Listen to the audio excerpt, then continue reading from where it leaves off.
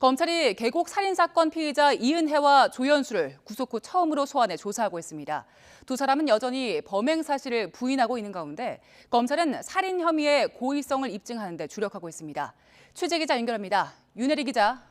네, 사회일부입니다. 네, 이은혜와 조연수에 대한 검찰 조사 진행되고 있는 거죠? 네, 인천지방검찰청은 오늘 오전부터 이은혜와 조현수를 구치소에서 불러 조사를 이어가고 있습니다. 이틀 전 구속된 뒤 첫 조사입니다.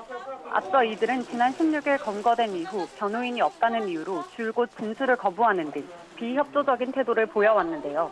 국선 변호인이 이태한 상태에서 조사가 진행되더라도 태도를 바꿔 수사에 협조할 가능성은 그리 크지 않은 것으로 전망됩니다. 특히 이은혜는 그제 구속 전 피의자 신문에서 보거피를 이용해 남편을 살해하려 한 혐의를 부인하는 자필 진술서를 제출하기도 했습니다. 과거에 조현수와 SNS로 대화하면서 보거피를 이만큼 넣었는데 왜 죽지 않느냐고 말한 기록을 검찰이 찾아내자 적극적으로 부인한 것으로 보입니다. 하지만 이 씨 진술서엔 가평 계곡 살인사건이나 남편 윤 씨에 대한 사과 내용은 없었던 것으로 알려졌습니다. 조현수도 살해를 공모한 적이 없다는 취지의 주장을 한 것으로 알려졌습니다. 검찰은 이들을 상대로 늦은 오후까지 조사를 이어갈 것으로 보입니다. 검찰 수사가 쉽지 않을 것 같은데 어떤 부분을 집중적으로 조사하고 있습니까? 검찰은 우선 살인의 고의성을 입증하는 데 수사력을 집중할 것으로 보입니다.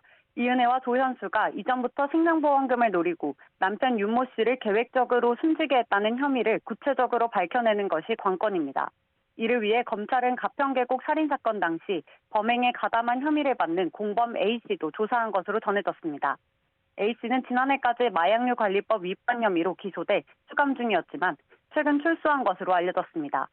검찰은 A씨를 상대로 남편이 사망했을 당시 이은혜와 조현수가 다이빙을 강요했는지 또 구조활동을 제대로 하지 않았는지 등 구체적인 상황을 파악한 것으로 보입니다.